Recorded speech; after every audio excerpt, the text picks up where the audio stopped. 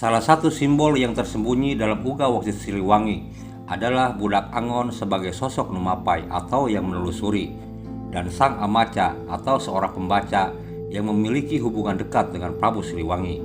Itulah inti bahasan pada episode sebelumnya. Dan ada sebuah pertanyaan yang akan dijawab pada episode sekarang, yaitu apakah Sang Nusia Mulia dirasuki sosok gaib pada saat mengeluarkan Uga Waksit Siliwangi?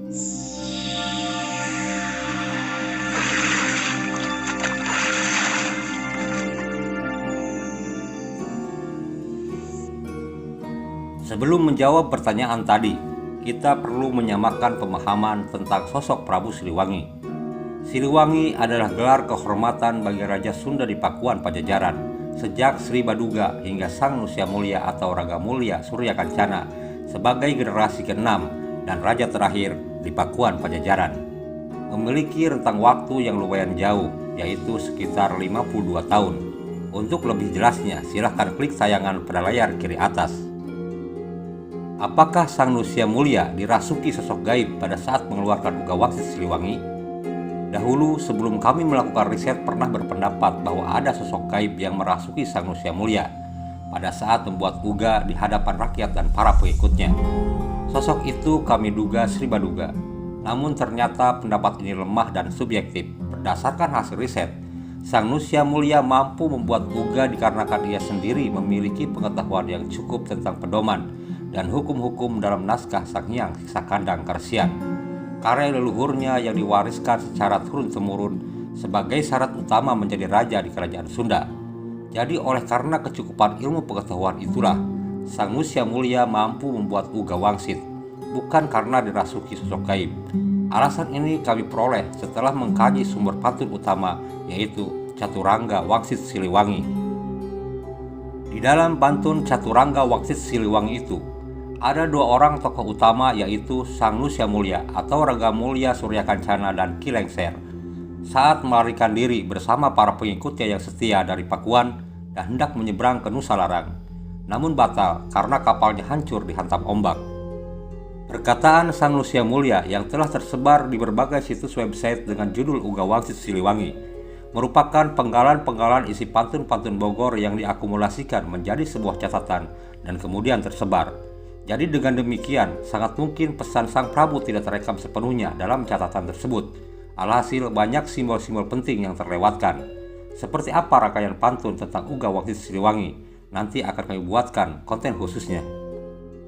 Kita lanjutkan pembahasannya. Perlu ditegaskan kembali bahwa Uga dalam makna praktisnya adalah agenda pemunculan orang Sunda yang telah dicanangkan atau dirancang oleh leluhurnya.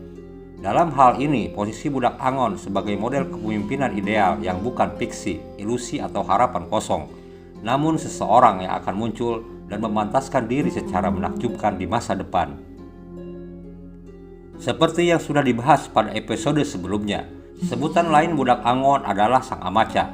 Budak Angon pada skriptum sejarah disebut Sang Amaca atau Sang Pembaca, sedangkan dalam tradisi tutur atau pantun disebut Budak Angon atau Penggembala. Sosok ini bukan sekedar antusias membaca Sang Amaca maka suka dan mengikuti ajaran leluhurnya atau nurut maujar, tapi disebutkan hingga mampu memunculkan diri sebagai pelopor atau murwala lakon. Hal itu terekam dalam pantun lakon Ngahyangnya Pajajaran. Tah eta Budak Angon anu engke jaga baris murwala lakon anu saestuna bari ngajajarkeun deui Pajajaran. Itulah Budak Angon yang nanti di masa depan menjadi pelopor kemunculan yang sejati sambil menjajarkan kembali Pajajaran. Kalimat simbolik ngajajarkeun Pajajaran adalah wujud dari hukum-hukum pengabdian yatna sewaka dharma Budak Angon terhadap masyarakat yang diberdayakannya. Budak Angon dituntut mampu memperbaiki tatanan yang sudah rusak di tengah masyarakat sebagai syarat berdirinya Pajajaran anyar. Sekilas hal tersebut seolah hanyalah romantisme orang Sunda terhadap kejayaan Pajajaran di masa lalu. Bahkan tak sedikit yang menganggapnya halusinasi. Bagi yang tidak mendalami Uga Wangsit, hal tersebut tentu dapat dimaklumi karena faktanya masih banyak orang yang memposisikan Uga sebagai sebuah ramalan belaka yang kental dan seringkali bersentuhan dengan hal-hal mistis. Perlu diingat, Pajajaran anyar bukanlah nama negara yang akan muncul kelak di republik ini. atau akan adanya penggantian nama negara, tetapi sebuah ungkapan simbolik tentang tatanan masyarakat yang sudah diberdayakan melalui hukum-hukum pengabdian atau sewaka dharma yang dilakukan oleh budak Angon. Hal tersebut dijelaskan dalam pantun, tapi ngajajarkeun anu salah tinu bener, jeung ngajajarkeun ka bener bebenerna bener. Tapi menjajarkan yang salah dari yang benar dan menjajarkan kebenaran yang sesungguhnya. Dengan demikian dapat dikatakan bahwa budak Angon adalah simbol figur kepemimpinan, sedangkan Pajajaran Anyar adalah hasil karya besarnya. Kita kembali kepada budak Angon sebagai sang amaca dalam teks sejarah. Sang amaca bukan tokoh yang langsung jadi atau instan. Dalam uga, sosok yang ingin menjadi pemimpin secara instan disimbolkan oleh Kuya Bodas dan Hurang Catang. Untuk menjadi pemimpin, sang amaca perlu melalui banyak tahapan dan proses. Tentang hal tersebut digambarkan dalam Patikrama oleh Prabu Darmasiksa, leluhur Prabu Siliwangi. Patikrama adalah kurikulum kepemimpinan yang dibuat oleh leluhur Sunda agar dijadikan pedoman oleh calon-calon pemimpin yang digembleng di sebuah lembaga pendidikan kerajaan Sunda yang disebut Kabuyutan. Para siswanya disebut Raja Putra, sedangkan para siswa yang lulus akan mendapat predikat Pretapa. Pretapa atau ahli bertapa adalah kunci sukses dalam proses menjadi pemimpin Sunda di masa lampau. Seorang putra mahkota pun takkan bisa dilantik menjadi raja bila belum mempunyai predikat pretapa ini. Dalam hal ini, tapa memiliki dua makna, yaitu mampu bekerja secara profesional dan mampu mengendalikan diri untuk tidak melanggar aturan atau sesuatu yang dilarang. Dengan demikian, sang amaca pada tahapan ini masih sejajar dengan predikat Raja Putra atau seseorang yang sedang digembleng sebagai calon pemimpin. Bedanya, Raja Putra masa lampau digemblengnya di lembaga resmi kerajaan bernama Kabuyutan, sedangkan sang amaca menggembleng dirinya sendiri dan menjadikan seluruh tempat yang dipijaknya sebagai Kabuyutan. Tentunya itu bukanlah hal yang mudah. Pada tahapan Raja Putra ini, budak Angon masih berperan sebagai salah satu dari Numapai yang menelusuri. Karena selain budak Angon, banyak juga orang lain yang penasaran lalu ikut mapai atau menelusuri untuk menemukan kembali Pajajaran. Dan pantun merespon hal itu. Nya bisa, ngan mapaina mudu make amparan, tapi nu mapaina loba nu arieu aing pangpinterna, mudu aredan heula. Ya bisa, hanya cara menelusurinya harus memakai hamparan atau landasan. Tapi yang menelusurinya banyak yang merasa paling pintar dan benar sendiri. Harus pada gila dulu. Makna amparan tersebut adalah landasan pikir, yaitu ilmu dan pengetahuan yang cukup untuk menemukan peninggalan Pajajaran yang menurut uga hanya meninggalkan ngaran pieun nu mapai atau nama untuk yang menelusuri. Nama adalah literasi yang dapat berwujud lisan dan tulisan, skriptum dan tradisi tutur.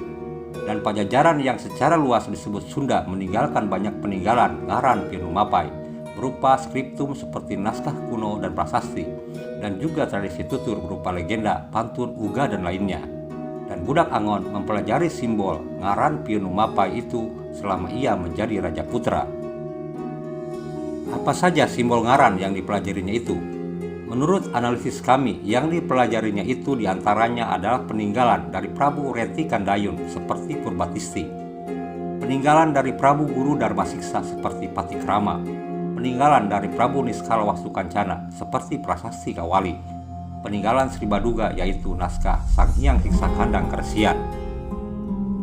Apakah hanya budak Angon yang mempelajarinya? Tidak. Sudah diprediksikan oleh uga bahwa nantinya banyak orang lain yang ikut mempelajari sebagiannya, sampai ada yang melarangnya.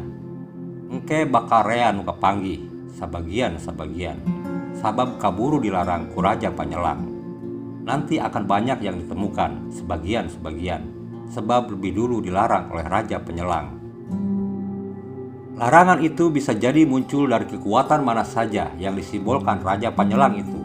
Dan menurut pantun, hanya budak Angon yang terus ngorehan atau mengorek dan menganalisa seluruhnya dengan senang hati, tanpa bisa dilarang. Aya nu wani ngorehan terus-terus, tengah hiding kapang larang. Ngorehan bari ngalawan sabari seuri. Nyaeta budak Angon, imah inyana di birit leuwih, di pantauan batu satangtung, kasieuman ku handeurem, kakalangkangan ku hanjuang. Ada yang berani terus mengoreknya terus-menerus, tak menggubris larangan, mengoreknya sambil melawan sambil tersenyum, yaitu Budak Angon. Rumahnya di bantaran sungai, berpintukan batu setinggi orang berdiri, dinaungi oleh pohon handelem, dibayangi oleh pohon hanjuang. Seperti yang sudah dibahas pada episode sebelumnya, simbol Imahna, rumahnya sang Budak Angon adalah kepribadian dan perilaku dirinya yang harus tabah terhadap segala cobaan, godaan dan halangan, sambil terus waspada dan menjaga diri terhadap hal apapun yang akan membahayakan atau merusak dirinya. Makna dari simbol kalimat di pantauan batu Satangtung, berpintukan batu setinggi orang berdiri, dapat dimaknai bahwa pantau atau pintu adalah berfungsi untuk keluar atau masuk, dan Satangtung ukuran setinggi orang berdiri. Kalimat di pantauan batu Satangtung dapat diinterpretasikan sebagai pintu gerbang untuk mendirikan sesuatu yang kokoh atau kekuasaan yang kelak akan diraih oleh Budak Angon. Simbol batu Satangtung menggambarkan pemikiran yang keras dan kokoh. Istilah batu Satangtung bagi orang Sunda bahkan sebagai sebutan lain untuk batu lingga dan menhir. Lingga dan menhir dalam kepercayaan leluhur Sunda sebagai sarana peribadahan, penghubung antara alam nyata dan alam niskala atau gaib, serta melambangkan ketunggalan Sang Maha Pencipta. Artinya, selain terkait kekokohan terhadap cita-cita duniawi, secara spiritual Budak Angon adalah insan yang kokoh dalam keimanannya. Untuk lebih memahami simbol ini, kita harus merujuk sebuah kisah di pantun yang harus dijadikan pedoman oleh sang Budak Angon pada tahapan Raja Putra terkait simbol haur atau kekuasaan. Di Gunung Mahameru, Sang Hyang Wenang marentahkeun ka sakabeh eusi leuweung anu leungeunnan supaya nareangan haur nu murag, arinyana bakal diburuhan bisa jaradi jelema. Dari Gunung Mahameru, Sang Hyang Wenang memerintahkan kepada semua penghuni belantara yang memiliki tangan agar mencari haur yang jatuh. Mereka akan diberi imbalan bisa menjadi orang yang berkuasa. Perintah itu diterima dan dijalankan oleh penghuni belantara, di antaranya oleh Kuya Bodas atau kura-kura putih dan hurang catang atau udang. Kuya Bodas dan hurang catang oleh tradisi tutur adalah simbol sosok pemeran yang menginginkan kekuasaan secara instan dan tak mau menempuh sistem eksklusi kepemimpinan. Dari kalimat nyargatan di saban muhara bisi haur palid di bawah cai, menunggu di setiap puara, siapa tahu bambu haur hanyut terbawa air. Mereka ini tidak berpikir pentingnya proses di hulu, tapi langsung saja mencari peruntungan di hilir atau di muara.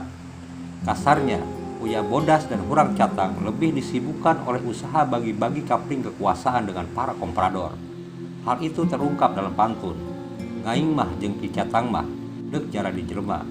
Ngaing deuk nyokot tanah bagian ngaing jadi raja. Legana cengkaleun ngaing. Aku dan Ki Catang mah mau langsung berkuasa. Aku akan mengambil jatah di mana aku akan menjadi pemimpinnya. Luasnya biar aku yang atur sendiri. Pemimpin dan pejabat tipe Kuya Bodas dan hurang catang atau menjadi pemimpin dengan cara instan ini pada masa sekarang tentulah banyak. Bahkan sudah menjadi tradisi politik yang dianggap wajar dan lumrah. Hal ini sebenarnya sudah terlihat dari cara mereka menggait massa, dan hal itu sudah diungkapkan oleh pantun. Lain mantuan di liliuran, tapi kuya jeung catang mah arinyana ngarep-ngarep jasa kena buruh. Bukan membantu sekedar ikut-ikutan, tapi kura-kura dan udang catang mereka mengharapkan balas jasa dan upah. Ini cara pikir yang dekat dengan adagium no freelance, tidak ada makan siang yang gratis, di mana semua aktivitas adalah pertukaran antara balas budi dan harga. Inilah perilaku transaksional politik yang tidak bisa dihindari oleh kebanyakan orang, tapi justru harus dihindari oleh sang Budak Angon.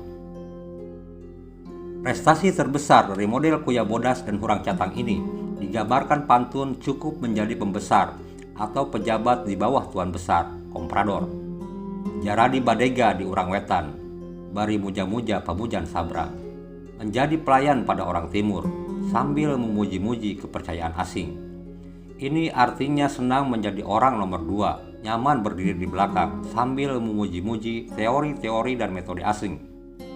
Watak model kepemimpinan yang suka mengekor pemikiran asing atau sabrang tidak akan membuat besar negeri ini, karena dasar-dasar pemikiran asing sebenarnya sudah tercabut dari akar-akar lokalitas mereka sendiri.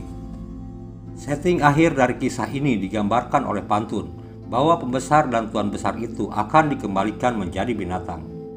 Jelma jaradi sato, lolobana jaradi monyet harejo, mabok kekawasaan, monyet berem parebut kawasa. Manusia menjadi binatang, kebanyakan menjadi monyet-monyet hijau yang mabuk kekuasaan, sementara monyet merah berebut kekuasaan. Jika kuya bodas dan hurang catang dengan segala cara menjadi penguasa, maka sikap dan perilakunya akan kembali bersikap dan perilaku kebinatangan.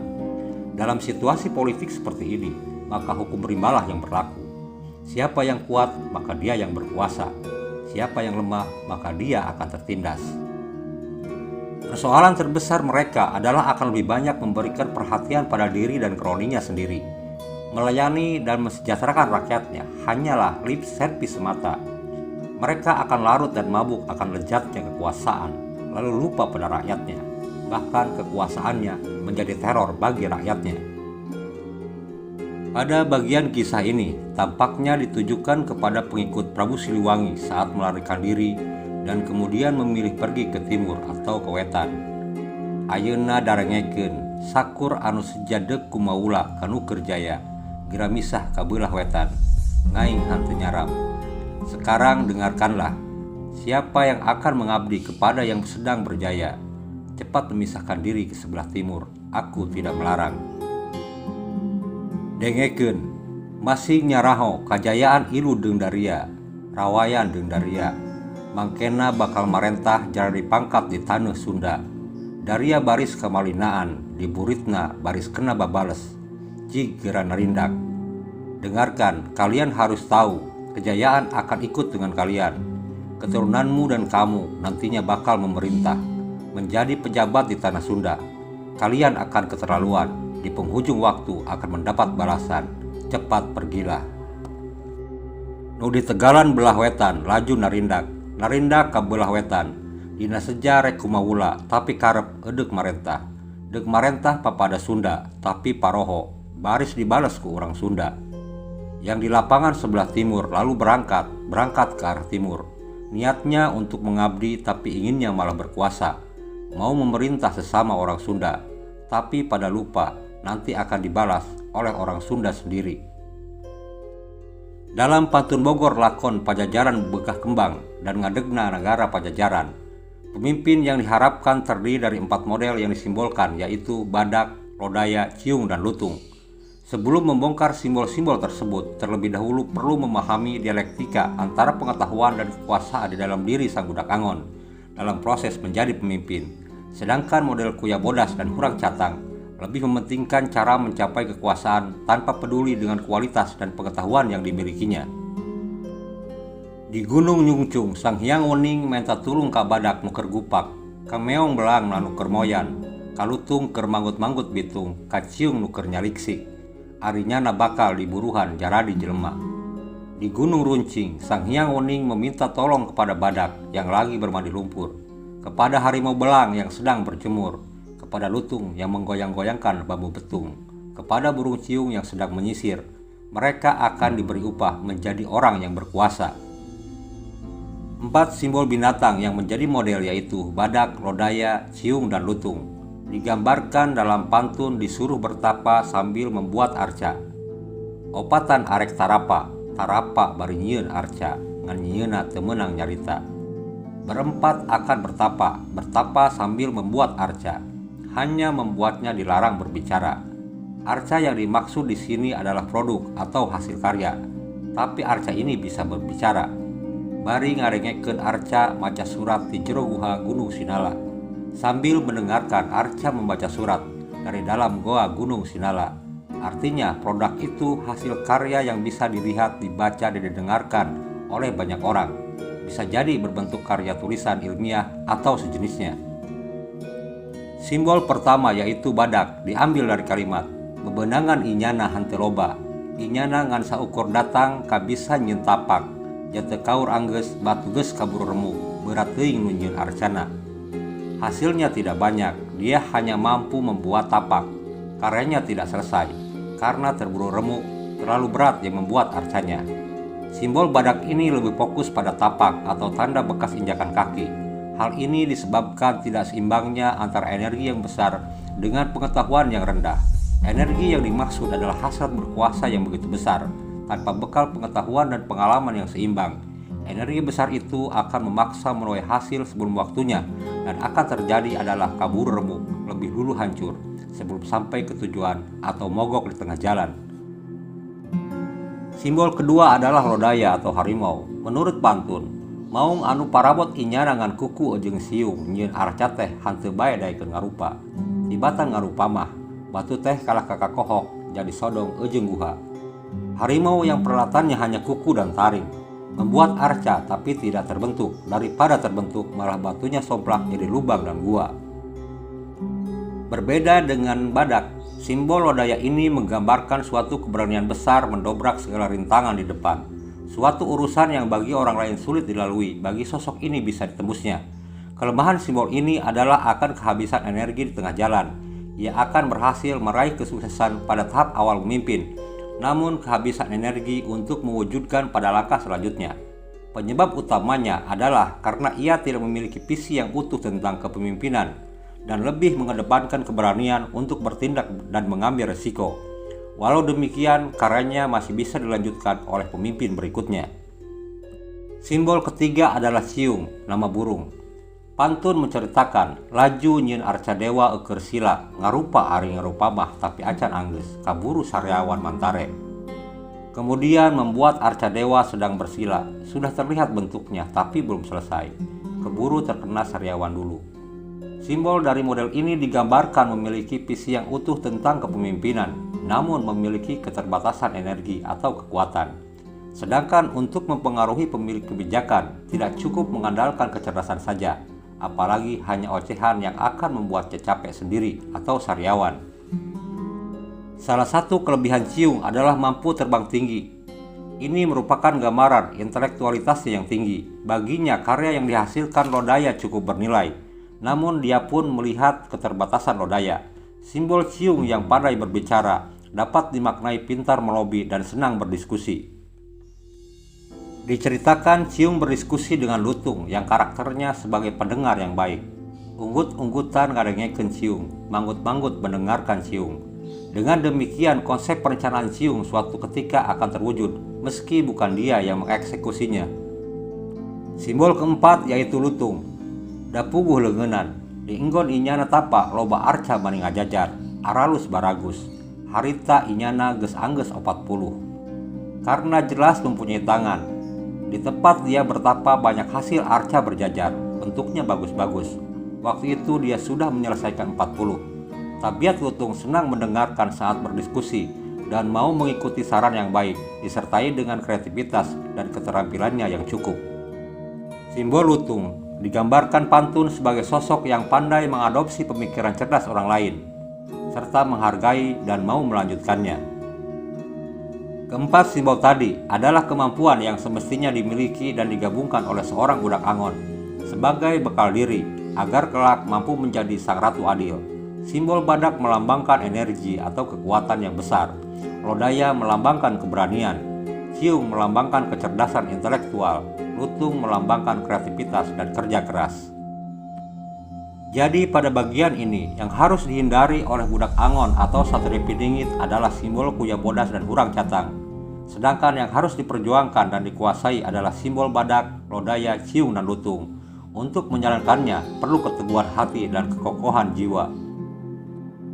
Sosok budak angon bukanlah orang yang ambisius menjadi pemimpin. Bila tak ambisius menjadi pemimpin, tentunya takkan berambisi menjadi budak angon. Bila tak berambisi menjadi budak angon, maka tentunya dia tidak akan mengaku sebagai budak angon. Hal ini disebutkan dalam uga. Teu gampang daek eta budak, keukeuh teu hayangeun, pedah ngambek bae daekeun oge. Tidak mudah mau anak itu, bersikeras tidak mau, menyatakan bersedia pun sambil marah.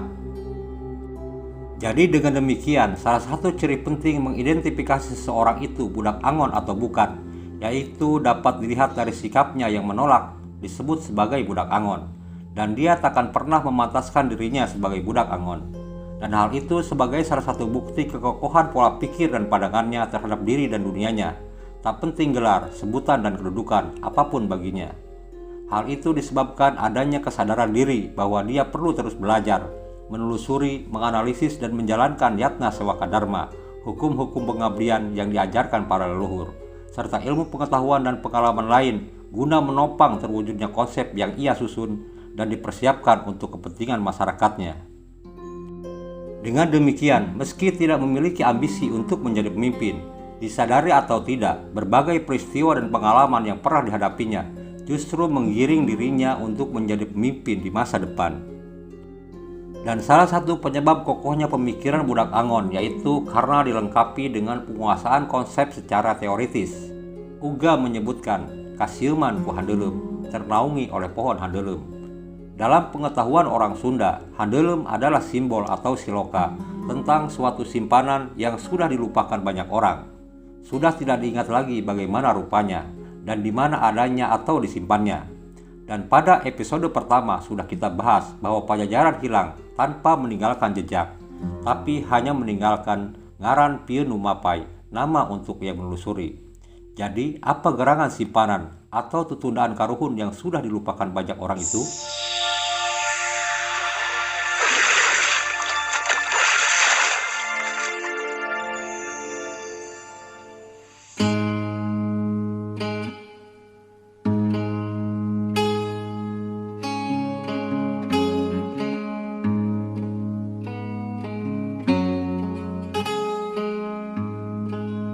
Ayun-ayunan engko ya Nuryal, ulu-ulu itu saha engko ya Nuryal, menang di beber-beureuh engko ya Nuryal, menang di ka remong hejo engko ilang para layat